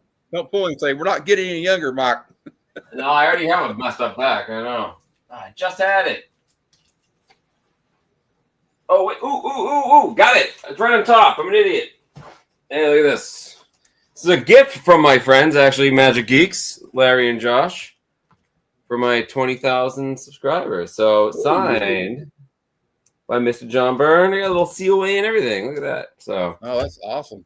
And it's a cool cover, too. Like, it's a great one. So, by the way, Matt, awesome you know you've become a micro celebrity when you live Mike's life. All right. Second time I meet him, it's Cliff's Con. Now, Mike probably doesn't even notice anymore that this happens, but he's there and he's selling books. 3 people recognized me in that whole show. And I was like, oh, thank God somebody knows who I am. This is amazing, right? Ian and Becca, Eddie, one other dude, and of course Mike could be number 4, right? But Mike, people are coming to his table and it's like, dude, like I didn't go back to comics for years and I started watching your videos and I just want to thank you so much. And this went on for an hour. And he's just like, oh, I really appreciate it. And he's just like so sweet and so humble. And at one point I was like, do you ever get tired of that? I was like, or is it a constant adrenaline high? It's always flattering and it's strange. But it was funny, Cliff, because I felt like it happened the most when you were like right there. You were like at my table, and it was like one after another. And I was trying not to laugh, but you were just shaking your head. You're like, "What the hell, man?" Yeah, and I was like, "Damn!" In the meantime, Eddie from the back, he was like, "Cliff, you're here. Look, I brought you." Eddie was there. Yeah. I was like, "Oh, Eddie, you love me." Yeah. It's very flattering. It's always a little strange, and it's always going to be a little strange because, like, I haven't done anything different. I'm talking about comic books with my friends. I'm not doing anything. But it's really nice when people say, that, especially where a lot of people relate to the whole like poor kid collecting comics. All the stuff we talked about at the beginning of the show, that is a very common refrain I find among people in our demographic and how they got into comic books, not just buying comic books cheap, but also like what they did for you as a kid. And it's just wonderful to hear. It's because you connect with those people even more. You realize you're not alone. And it's just nice. It's a long time. I didn't have a lot of friends that collected comic books. So just anyone telling me like, hey man, I relate to your story. I'm like, oh, thank God I'm not a weirdo, like that's cool. So yeah. Swarm of Comics. I saw that. Yeah. I gotta meet up with Randy. It's been a while. I've never been over to the Haverhill store either and met the legends over there. So that's on my to-do list because that's Massachusetts and I just never got around to it. So yeah, I gotta meet Glenn. I've never met Glenn, which is kind of nuts, but yeah. It's got thank you. Yeah, I'm having a little bit of an insecurity about the back wall, because a lot of people don't understand the meaning of my channel. I hear all the time, guys, every single video, it's you don't buy books for lunch money. I'm like, that's not why it's called that. It's about where I came from. But still, I try to collect books on the cheap and trade my way up. And that's the case with a lot of these. Yeah. But if it is a little weird. People lose the message that, you know, you can build a good collection without spending a lot of money, which I believe in. So I've been wanting to swap out a lot of the good stuff for just cool, crappy books. I already replaced some with just my favorite X-Men books, like some first appearances, but I think I'm going to keep swapping them out and hide the big books. Nothing. Well, but a lot of people who've never seen my channel before, they see the big books and they go, wow, this guy must know what he's talking about. So it also helps in that regard. If I have a whole bunch of like just weird stuff up there, I think people will be like, wow, that's a weird guy. Like he doesn't know anything. So I want to swap out some of those books and put some just interesting stuff that I like that I bought for like $1 each. I think it'd be a fun thing to do. Who has the better wall, Mike or Rob from Only Slabs? Interesting. Yeah, Rob's got crazy stuff though. I have comic issues trying to get Cliff in trouble. Yeah, well, I don't know. What about Cliff's comic canvas behind me? Yeah. No one said anything about that, Bryant. Oh yeah, what about my wall of Rob books? Huh? I had the idea of getting it. I have our house is made out of enamel steel, so I had the idea of putting like these adhesive like magnets on the back of the boards, and I just put the entire. My dream was to always have the all the X-Men variants for X-Men 1 put together in the connecting cover. I haven't got my wall of slabs up yet because I need to go to Lowe's and get some J channels, but eventually everything will be still together. I still have boxes in here. You know what it's like to move, guys. It's like it's such a pain. It's like you're going to find stuff. I'm still finding stuff I thought I'd lost. You know. Oh yeah. I have a mess down here. I have too many comic books. That's true. I feel like I do. I can't really walk anymore, so I got to do something about. I just don't have time to organize half this stuff too. I have piles of stuff that's like I got to sort this, put it where it belongs, and it just stays. I have piles of random crap. So and then I have a whole box of stuff that needs to be bagged and boarded. I don't have the time, guys. I am very spread thin with my just life in general, and my comic books is getting. I find less and less time for comics lately, let alone my YouTube channel. But I will say this, Mike, from watching your videos and you see some of these awesome like flea markets you go to and that warehouse sale you've gone to and then other sales you went to. Like there was one, I can't remember what it was, but you'll know the one I'm talking about. It was you were in there with all these people and they had these deals and everybody was so packed in there you couldn't even like look through the books. Yeah. And I was like, I need to take a comic book vacation to Massachusetts, it looks like, or the New England. We have so much stuff out here. Yeah, again, a lot of it's just the population density. And it's not really just, I wouldn't say it's Massachusetts, it's the megalopolis centered around New York City. I mean, you go out a couple hours in any direction. I mean, there's just more people and we're older. So those things are common. Yeah, there's a lot of distributors out here. So, and I know how to find them, like once you kind of get it on the right channels and they start advertising, people in the area and you just, I just went to, that's all these this whole pile of stuff is, I went to a recent sale and they barely advertised it and everything was $5, all $5 Bronze Age books. Didn't think it was going to be very good. I was the only one there. And I was like, oh, don't mind if I grab all of these. I'm going to show them because I got to make the video. These are a couple of weeks away, but like Cliff, you might like these. I might. Wonder Woman. I am a Marvel fan, but guys, listen, we'll call them, they're bondage covers, right? I'm not into this stuff. I have friends who are, but the reason I bring it up is the Wonder Woman changed when they made her like the Mod Squad, like the Emma Peel character. Yeah. That was, I actually kind of think it's cool. I think it's actually really neat, but I like the fact it switches from that to her going back to the classic suit. And look at this cover. Look at this book I got. This is a Nick Cardy cover. Yes, I guess you could say it's she's tied up. I know, but it's also Nick Cardy, so yeah. It's Nick Cardy. And they went back on this issue. Not only did she get into the new suit, her old suit again after those 5 years of her being in the white jumpsuit in the issue before this, first Nubia, but they went back to the Golden Age trade dress. I saw this book, and guys, this is like an 8590. I found this book for $5. I couldn't believe it, and I'm like, well, I'm getting all the cool Wonder Womans. And I'm still kicking myself I didn't get them all. But come on. Look at this book. Amazing. Made me so happy. So yeah, we got some crazy deals out here that we I love find. anything like that with like Nick Cardy. I just think he was underappreciated. I think he's getting like some appreciation now. I didn't I've seen appreciate him in- because I'm a Marvel fan. So he did like one Marvel cover Yeah. ever, something like that. So I didn't know who he was. And Brian, I don't know how to do that, but like if you can walk me, maybe Cliff can walk me through that. I don't know how to do the collaboration link. Oh yeah, I don't know how to do that, but the library says, I'll tell you something, an embarrassing thing about me about this channel. Wonder Womans are amazing. Yeah, they are. I love those. I love the old like Wonder Woman and the old like 20-cent like horror books from DC and the Superman books back then. Just epic. What do you got, Cliff? No, this is 20 cent Tarzan. oh, sorry, I'll show my. No, hold on. Yeah, look at these. These Look are at killer. They're They're killer. beautiful. I think I'm being converted into a Bronze Age You DC got- fan. You show it, could be Cliff. a Bronze DC fan. It's awesome. There you go. That's Nick Cardy, that Tarzan. Um, Oh, sorry. I'm not sure. I forgot. I knew before I held it up, and I forgot already. I thought that's why you were holding it up. No, I was holding it up because I was gonna say blah blah blah, and I was like, it's a 20 center, and then I lost it.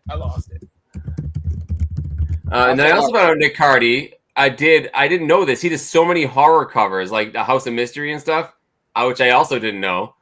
And then now I'm getting more into that stuff, and it's everywhere. Like it's great. I'm happy people are appreciating him more. Happy I'm appreciating him more. You know.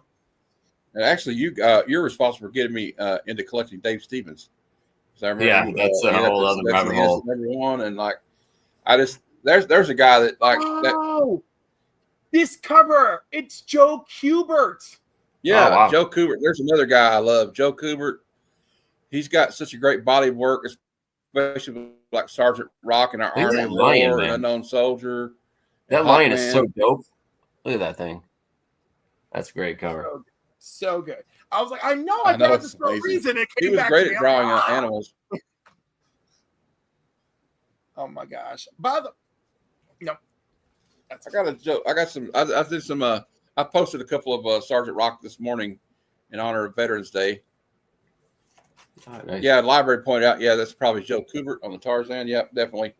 Joe Kubert was like phenomenal at drawing like military like style books too, and so was Mike Zeck. Really was good at that too. With G.I. Joe, like he was just like Mike Zeck was good at drawing like practical heroes, like like Captain America, or like not the super duper powered heroes.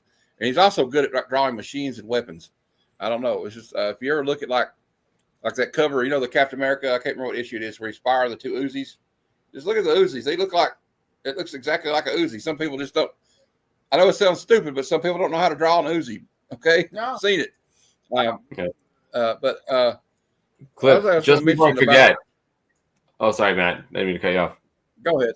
Mine, it's not. Go ahead. Oh, and I was gonna say at the all those books are $5, but I just forgot I got this. They had a couple books for $10. Look what I had to grab, Cliff. First Neil Adams Superman. ooh. Not in the best shape, but it's Neil, man. It's Neil. Counts. Buy the It book, counts. not the grade. It's great, right? So I'm Unless pretty there's excited. no cover on it, then I got an issue. No, I was going to say earlier, I'm kind of embarrassed to admit this, but like I didn't discover until like a week ago that you have to put tags on your videos. You don't have to. So I wasn't putting like you put all the The But so I'm hashtags still and learning. It's a meta learning tags. process. And the meta tags. Yeah. Like you gotta, if you want to commit to it, you gotta do all the things. Some of us can't come out of the ether of years of contributing to the YouTube community before the COVID days. I did hear that you don't have to do that anymore, that the AI algorithm will find it based off what, the transcript. But I've always done since day one those hashtags, and I'm convinced it makes a difference by tagging. So Yeah. it helps. I don't think it makes or breaks it, but I think it helps. Yeah. Yeah, I found that too. It's sometimes starting out, you're like, it's so hit or miss. You'll like do one video to be like, I'll get like 30 views, right? And then I'll do like some of my movie reviews. It'll get like 50 views, 150, and then I'll turn around and we did like Return of the Living Dead a couple weeks ago for Halloween, and it has like 780 views. I don't know. So I went look back and said, what did I do differently in this in this one right here? But I don't know. First It's a off, mystery. people love a zombie movie. You That's know, true. Yeah. And that is a classic movie. You know, it's got it's kind of that was a very quirky zombie movie too. Let's be honest.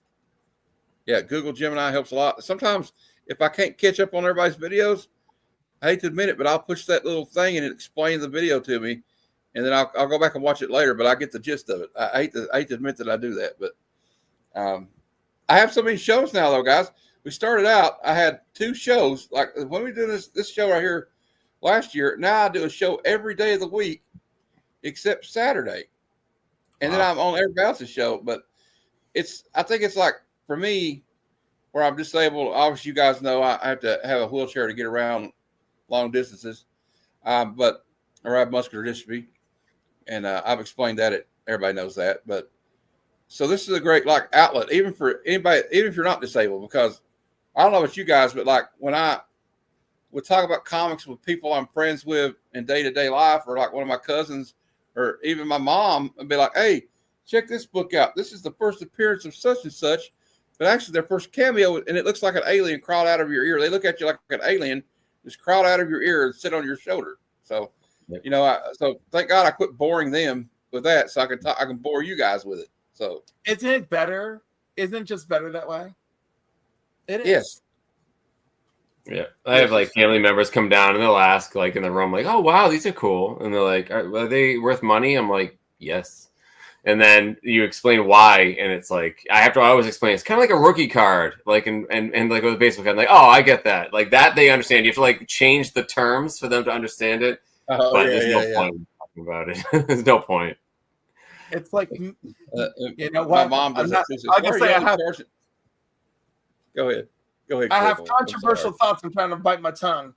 I dropped my daily show. Too much work for inconsistent results. Yeah, that's true. You know, you don't have to have a video every single day. Yeah, I'm amazed that people can do that. Anyways, that's crazy. I'm always impressed. People go about it through different ways. Like one method is you like or just you dedicate an afternoon to a bunch of short episodes. Kind of like, yeah. Yeah, I got this new webcam because I've said this years ago on like a New Year's resolution. I would do live streams. Something I'd start up, and honestly, it was more to make my life easier. I spend a lot of time editing my videos, more than any other comic YouTuber I've talked to. I spend too much time. I'm kind of a perfectionist. So, and it's also I go out to a place, I buy stuff, I have to spend money, I film all that, and then I come back here, and it takes a long time. I'm super jealous of the people that like just click, turn the camera on, and just talk for an hour. That would be great. And for instance, like I have people have sent me stuff. I have a pile of like mail, and I'm gonna do a whole video where I do an unboxing. But I'm like, why didn't I just do that live? Like, why can't I just turn the camera off and just open the packages? I don't have the time to like learn how to use StreamYard and like set it up. I just don't have the time to like get there. So, oh my God, you're murdering! Just let me do it. We'll do it. We'll stream together, and I'll sit here and go ooh and ah while you open everything, and we stream to your channel at the same time. So here's it. So this is a sad story here. Kind of. So for my, when I hit the last milestone, and it was also like the 3-year anniversary of LMC, Brandon Monocomics was gonna do that show for me. We had the same what you just said, Cliff. Like that was the plan. I had a whole bunch of comics to give away, and then he had the incident with his house. And that's just off the table. So I still need to do that. And I started giving away the books I had set aside, like during his Halloween show and some other stuff. I'm gonna keep doing that, but like, Cliff, if you want to hook me up, man, like we should do that. That'd be great. You just tell me when. The only time that's not good for me is next week because I'm away for a wedding. Well, we're a ways away. So, I got to show that. Who asked for that? There we go. The library. Yeah, come on. This book's crazy. This is one of my favorite books ever. And I know it's a lot of people's, but like, come on. It's a perfect comic cover. Perfect. It's amazing. Perfect. So. Hey, Mike, have you seen the one my mom did? She did an homage to that. Hold on, let me go get it. I'll be right back. Okay. I don't remember. Cliff's seen it. I'll be right back. I have. She's a very talented woman. It's nice to have it kicking around. I don't know, Mike. We could probably do it in December. I'm trying to, I like all the Christmas. Or we probably do it in December. We could probably do it January. January 1st is my birthday, so that's a whole thing. You should dress up as Santa, and I'll dress up as an elf. Oh wait, we're talking about a live stream. Yes. That'd be great. You know what's really funny? I have yet to find an affordable Santa costume that fits me. Oh, really? Yeah.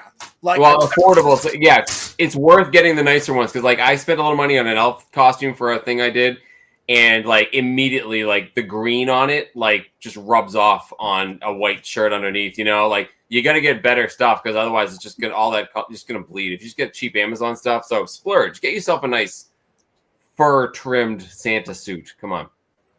Yeah. Oh, cool. Gwen Stacy wow. in the. Oh yeah, in Green Goblin. That's Goblin. fantastic. Oh, she's great. I should have took it off the wall. Now I'll never get it back on the wall. All right. Let me try to put it back real quick. I got OCD. All right. Yeah. I mean, how this is not fair. The Vogue 9-piece Santa outfit comes in 4XL and 6XL. What if I'm a 5XL man? What are we doing here? You get the 6 and you put padding to make yourself jollier. Oh, It's not a bad thing to have a bigger Santa suit. You just put pillows in there. Yo, I resent that they picked a young, sexy Santa to freaking showcase this. I resent this. How dare they? You go find a jolly roly-poly half drunk to model these clothes, damn it. There you go. Oh. He goes, I how would dare never you? Never. I don't know. I mean, he's a pretty good Santa. He's kind of a grumpy Santa, but he's our grumpy Santa. So Wait a second. It does not. Okay. Are you kidding me? Okay, it does come with the mustache and the beard. I almost thought it didn't come with the mustache and the beard. I was gonna be so mad. Get in there. All right. Cool. Well, I am taller than 180 See, centimeters. that I found like I was doing my research for bad cinema, but I found a real stinker of a bad cinema movie for December, Cliff. It's called Santa Claus Conquers the Martians. I don't know if you can hear what I said, so I kind of went out there. It used But to I come found up the real bad cinema. Christmas. Santa Claus Conquers the Martians. So, yeah, I don't know, but we got actually tomorrow night we're doing RoboCop for Good Cinema. Metal Elf is saying Metal Elf Collectible says I'm the metalist of the elves. I'll believe it. So, all right. And now you got me down this plus size Santa His worm library, he wormhole. Come Mike, on. the Santa suit advice. He's a pro. I went through this last year. I did it with a fundraiser Be for careful how actually you- we did it for muscular dystrophy and Toys for Tots. And my buddy Rick, who's a big guy, was Santa, and I was an elf. And so I went down this whole rabbit hole of finding suits. We had to find them, and yeah, I love that you do Toys for Tots. it was fun. We filled up. We got a lot of toys too. It was cool. We got to plan another one, but every Yeah, I think weekend it's I'm busy. I got to find one to do because it sneaks up on you. Like you need to have the toys donated like early December at the latest, right? So we're working on the next. Let me tell you, mine Yeah. every year, second Saturday of December. So this year it'll be December 13th. Mhm. So That's what I'm on. that's basically it. Once you do it, you and your buddy there got to commit to a specific Saturday and just do that every year to Yeah. like build consistency. But Yeah. you'll have a great Yeah. time. I think I'm looking at the same weekend. I think it would Yeah. even help if you could get it.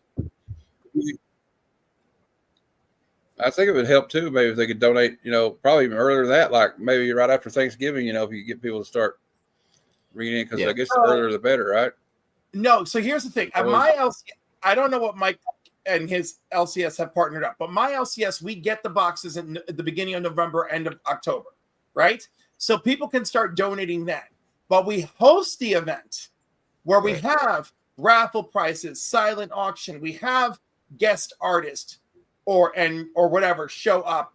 And we even have Vicky and her craft table. She sells crafts. It's awesome. So we have people who are just like selling or whatever. We have the raffle items, everything that's raffle, everything that's silent auction, all of that goes directly to the Marines Toys for Tots organization. All the toys will get collected that day. And of course, and currently, and we're blessed, the local person for the county that we do this in is literally our neighbor down the road who runs the firehouse. And I say our neighbor as in the LCS neighbor, right? The guy who does it over here in this county, I've never met that person. So, because I do the toy drive in another county that's 12 minutes away. So, but we've been doing this for years. We're very friendly with the people. They swapped people on us, and that was stressful. And now, of course, the new guy is someone local who occasionally drops by the store, whose son regularly buys stuff at the shop, you know? And so we have a rapport, and it's really good. And of course, I always know which dates they're doing they're gifting stuff out, you know? So if I have clients or people in need, I can always refer them to where they have to call, where they have to sign up, who they have to email, and what day they have to be somewhere. And that's also really nice. Worst case scenario, if you tell someone to be somewhere a particular date, if they don't have you on the list, they will get to you and find something to give you. So, again, 16 years of experience. Well, I think it's great. Yeah. I think it's great you guys do that, you know, because it's always good to get back, you know, because I guess we all know what it's like not to have much under the Christmas tree, you know, when you're a kid. It means a lot to have at least something under there, you know. Mm-hmm. It means a lot. You know, the Musket District, you know, they don't have the we used to have the Jerry Lewis telethon every year, but they don't really do that anymore. But so Cliff, I got a question for you. Are we going to get to see this tattoo or what? Dude, if my car didn't crap out and need $3,500 in work, you know, I do want to do it before my birthday, right? Because like I feel like I owe it to the community, and I don't want to turn into a twerking twiler, right? I don't want that happening. I don't think Mike knows what it is. So, all right, a few years ago, this guy Tyler. No, he doesn't. But it's somebody that backed out. Yeah. And he was going to get a tramp stamp. I never agreed to a tramp stamp. I'm just going to get common string cancer on my beefy arm here, you know, because like I will have done my work for the cause. I'm going to live stream it because I think people will love seeing me live stream the freaking tattoo. Right? Yeah. I've never gotten a tattoo before. I have zero desire to have a tattoo. So I feel like that's going to add some drama. That'd be fun. It will be. I'm excited. Well, I might suggest maybe have somebody drive you there and have a glass of wine or something before you go, maybe. No. I'm going to have a bowl of mac and for cheese because I hear that you need the carbs in you when this thing just starts going at your skin. Yeah, well, you might not want to drink alcohol too now. I take it back because the alcohol can thin your blood, and then you'll start, you know what I mean. Bleeding out I don't have to go everywhere. into detail with that. But yeah, exactly. What did your mom? I'm curious. What did your mom think when you told her Did you tell her you're getting a tattoo? My brother and sister already have tattoos. And some of my nieces and nephews. So Okay. of course she's still traditional, old school, against it. But for me, everyone, my friend David, who won one of the Comic String Cancer packages, right? He's on my Instagram. Was like, oh my God, how did your mom react? And I was like, you know what? She said, not bad, because she said, well, at least you're doing this for charity. So she didn't even freak out. This is gonna be great. I can't wait to live stream.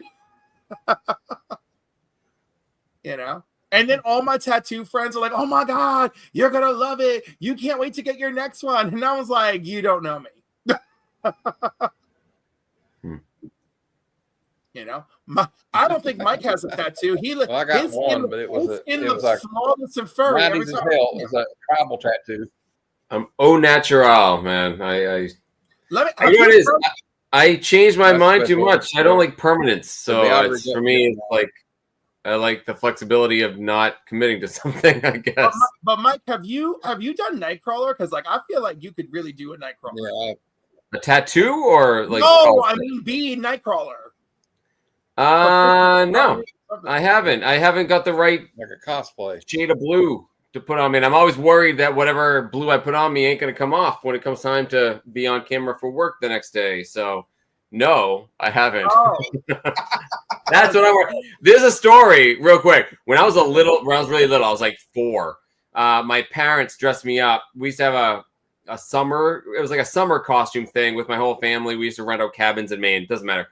They made me the little green, the green giant, ho, ho, ho, right? And the little green sprout.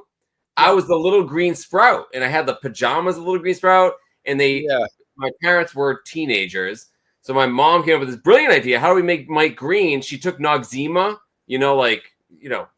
and they put green food coloring in it. Food coloring doesn't come out. They covered me. I was all green, and when I went to wash off, I was green for like 2 weeks. My skin. No. Yeah. So I have that horror story to remind me not to paint myself up. So yeah. And you gotta have the right shade of blue, otherwise you can make a mistake. So that's all. We'll find you the right shade of blue. I got a whole team of ladies who know this stuff. We gotta get you head to toe Nightcrawler. You gotta make sure you have the week off work though, so that we can. Just in case. And I need I want to get the real contacts, so my eyes are all like actual yellow. I will personally carry you into the tub and bathe you myself if I have to get the blue off. And I know you will. I want to get the real, good eye things too and everything. I'd love to do it. It'd be really cool. I mean, it'd be wicked cool. So I have some. Yeah, I can pull off Nightcrawler. I gotta get a little more hair. I cut too much hair off the other day, but you gotta get the cool Nightcrawler. We can get you the wig. We could just make the whole thing happen. We could just make it happen. Bring the look together. On my list. Someday for one of these Halloween live streams, I'll do it. I thought about getting my friend W. Boggs 18. Mike doesn't know him, but Cliff does. I told him next year at Heroes Con, because he lives in North Carolina. I want him to dress up with a little white bucket hat and the red shirt, and I'll get the blue shirt and a captain's hat. We'll be the Skipper and Gilligan. There you go. I think that'll be a perfect cosplay. Seem like 100% happy with that idea, but I could see the two of you pulling it off. I know, but he should be, because it's brilliant. It's brilliant. It's brilliant. Speaking of Heroes Con, did you? What you guys? I know you had fun there, guys. Are you ever planning on going back? I would like to go back, but I want to stay in the West End because I'm old and I'm bougie. But mostly because I'm old. Like watching people just hop and skip to the West End and like was infuriating to me, right? The bed bugs infuriating to me. Not the great. Oh my God. And of course, we all know about I've mentioned before the incident, right, with Lady Fantastic, Madam, and the white tea. And what else do I have to complain? Well, and also it was not great at 4 p.m. on Saturday hearing that my aunt passed away. So like Heroes Con was really a mixed bag this year. Yeah, I'd love to go back, and it was easy. It was easy for me to get there. Like it's a pretty quick flight from up here in New England, and it was relatively cheap. Yeah, I was in a car. I joined the Puerto Rican caravan, and we just drove all the way through. He didn't have to experience terrifying stops at Golden Corral where nasty things were carved into the door of the bathroom. No, I'm always gonna fly because I had a lot of friends who drove, and I'm like, I know it's fun, I know it's an adventure, but it's 2 hours, guys. I can be there, no problem. Yeah. I don't know about nerdy. We'll talk about it. I live in Kentucky, and it is a 6-hour drive, and we'll talk about that later, nerdy. I had a 6-hour drive from Kentucky, which is not as bad, but let me tell you, there was like the interstate shut down. I had to drive over a mountain. So it was like excruciating getting there, but I'm coming back next year. I've already started saving for it because I don't get out a lot much. So I had to pick what con I can go to, right? And when I got down there and saw this con, I felt like I had made the pilgrimage to Mecca. Yeah. Use a pilgrimage. It was just I would probably go. And plus, you know, you get to meet a lot of people who pop on the internet. Yeah, I'd definitely go back. Sorry, And I'm delay. Sorry. like I said, it's pretty easy. But like, and I also found out just the other day, like for the first time in a long time, I'm not going to make Terrificon this year. So, No! yeah, No! I'm going to be. In my defense, I'm going to be in London, so it's a good What are you doing in excuse. London? I'm going off for a fun trip. Oh, well, that's really sweet. That's not as exciting as Terrific, but that's really nice. Yeah, that'd be nice. So I'll be in London, I think. And then, so I want to plan some other trip. We talked about C2E2, talked about HeroesCon again. So I want to pick some destination con. I don't know which one it's going to be yet. Yeah, I don't know if I have the brass to fly down to HeroesCon, but I definitely am staying at the West End. I can't. Like, I just know. Oh, it was like, great. And Izzy's like, oh, you're It's Izzy so and Bill, like much you better. bougie Yeah, now. it's so convenient. Yeah. It's just it's too much for me. Mike, where did you stay? Once Did you see stay the at Weston experience, it's like I was at the Westin. Yeah, the Yeah. Westin's like, Yeah. I don't know how you could do that and not go to the Westin. Stay at the Westin. Other people do, apparently. I know, but it's like so easy, especially a con that big. Because sometimes you're like, I just got to go back to my room and do nothing Yeah. for half an hour. You can just, it's easy and you don't feel guilty. yeah. That's the way to go. And if you're in like a wheelchair too, it's the perfect con for somebody because if you saw me, I know you guys saw me going in and out there in the wheelchair. It's so much easier with the aisles and everything. Really wide. And They do a great being job across with the street that. at the Weston. Very accessible con, I thought. Terrific job, yeah. Yeah. And JSS Brooklyn has a great point. And the Weston staff's very nice. They're very accommodating. They helped me and Cliff out when we didn't have a card. And I said, I need a card. They're like, oh, honey, don't worry about it. We'll get you the card. Because my mom had the card because she came down with me. And I'll tell you one thing my mom is relieved about. I recruited my friend Cyclotron Squirt Gun and my friend Adamantium Blade Comic Collectibles. They're going to fly down to where I live and drive down with me. She's like, thank God I don't have to go. So that's phenomenal. And I was going to tell you, Cliff, if you are going to stay there, you're looking for like, you know, a room and you ain't got anybody else to go in with you. We're getting one. So I don't know. I'll have to talk to the guys, but I'm sure they'll be okay with it. Nice. Yeah, so maybe I'll try go to back get to Nerdy yours Geek this year there. instead We of- got to get him. It actually We got kills me. Nerdy Geek, I'm looking at the calendar now. That does kill me if I can't go to Terrificon. Yeah, I heard it's a great con. I've never been, but is it the 8th and the 9th? Is that what it is this year? Yes. And then freaking it's June 12th for Heroes. yeah, Yeah, I don't know how to manage my life. they moved it up a week. They moved it up a week, didn't they? Which is fine. I'm okay with it. It's just the fact that it like the older you get, the faster things are around the corner, you know? And like I gotta get my shit together. Like, you know, I'm the gay guy at work, right? I just do my job, but I'm really there for entertainment and socializing and giving people morale because our work is crappy and debilitating emotionally, right? Now, this is the speech I give to make myself feel better. But actually, I need to be better at my goddamn paperwork, which I'm constantly criticized for. And to top it off, I need to save money for all this shit. So I'm going to fucking start doing Spark. I don't have $3,500 to fix my car. I had to call Napa Auto something or other to get a payment plan, right? So that's outrageous. And excuse me while I continue to complain. Oh my God, we're live and I'm talking like this. Anyhow, the point is, my ass is going to be doing Spark trips for freaking Walmart and Sam's Club on the weekend. I used to give a damn about who I work for. Now I don't. You know, if I thought somebody would pay for this, I'd whore it out at this point. I'm like, I'm trying to make money to go to my comic shows. Oh my God. All right. I'm trying to, we'll figure it out. I don't know which one I'm going to yet. People out in the comments, let me know if you have any suggestions for hey, next Cliff, year. I understand the call. Yeah.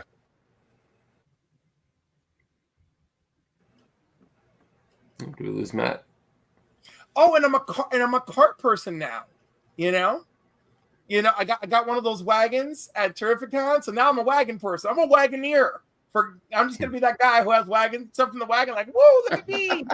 You know, I'm filling a shirt box, everybody. That's who I am. That's my new personality for the con.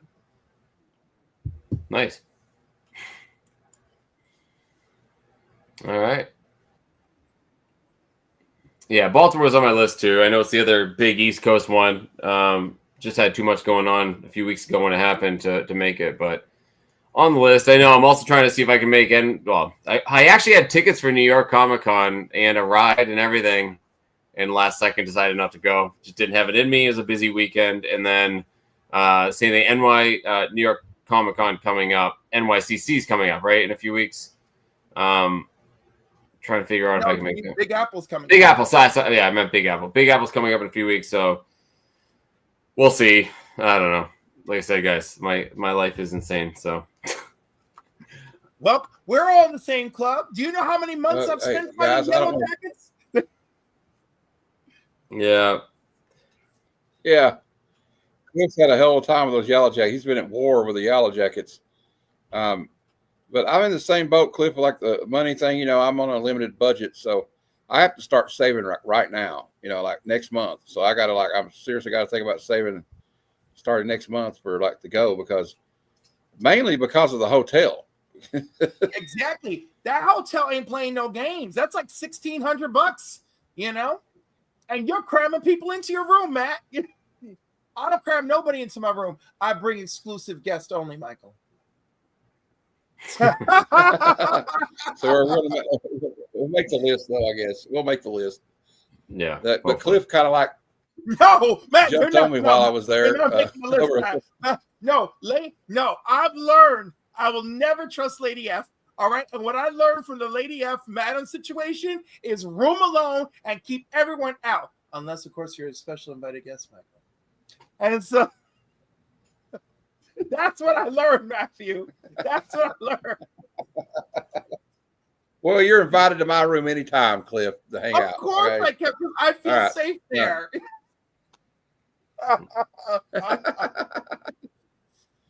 But like Cliff jumped on me for something, because I used to dip smokeless tobacco, and I was like, Cliff, hand me the tobacco. He's like, tobacco, and Mom's like, tell him, Cliff.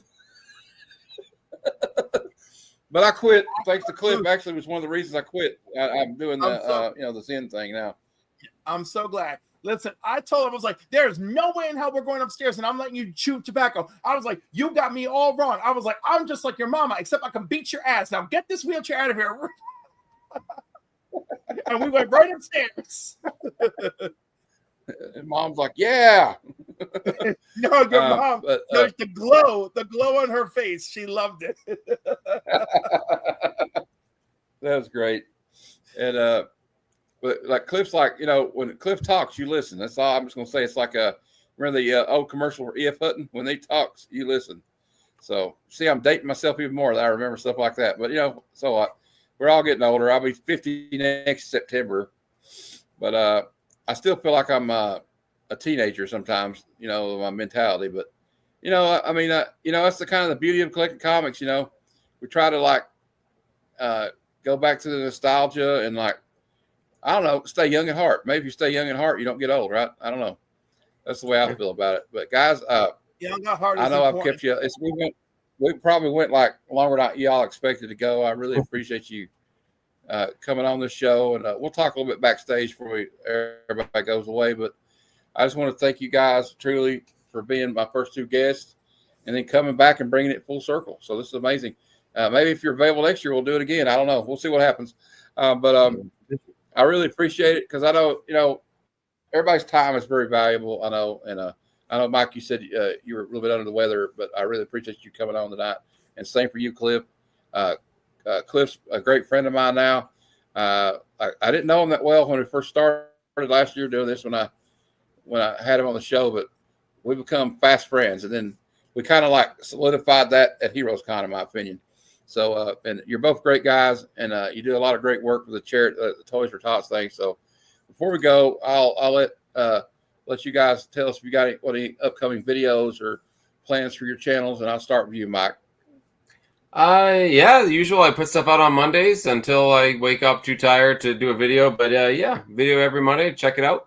You get some cool stuff coming up on the channel. Some of it I showed tonight. Sneak preview. So yeah, that's all. Okay, Cliff. And Friday night, I have Vaughn Coleman on to talk about his independent book, Phenomenova. And that's going to be excellent. And then my weekend starts turning into a blur. But, you know, I'll be present. And then the following weekend, you know, y'all ain't going to see me. I'm going to be too busy with that freaking wedding. So I'm just warning everyone in advance. Awesome, Cliff. Well, for me, and of I'm course- going to go ahead. Tuesday night, What? 7 p.m. Eastern with Izzy. Mondays with the Council, 8 p.m. Eastern for New Keys and Hot Comics. Wednesdays with the Council, live hangouts, 8 p.m. Eastern. Sundays with the Council, 5 p.m. Eastern. We're doing Ex Machina this week, which was my movie review choice. It's the Nice. last of my 3 choices. That's 5 p.m. Eastern. That's everything this time. I got it out. Sorry, Matt. Go ahead. All right. Busy Awesome, guy. Cliff. I'm not gonna like go through every show I got going on, but I will focus on what's coming up tomorrow night at 9:00 Eastern time, 9 p.m. Eastern. We have another episode of Good Cinema where we review a good movie, well, I think it's a good movie. Maybe you know, some people might disagree, but we're going to be reviewing RoboCop, the 1987, starring Peter Weller and Nancy Allen. So if you can't watch it live, please watch the replay. And before you guys go, please, everybody watching, give a like. And if you're not subscribed, I don't know why you're not subscribed to Lunch Money Comics or Cliff on Comics, but their link is in the description of this video. So please give them a subscription too. And I'd like to thank everybody for watching. But I guess parting is such sweet sorrow, I guess. But like Uncle Stan used to always say, until next time, true believers. Come, son of Jarrell! Kneel before Zod! Snitchy boochies.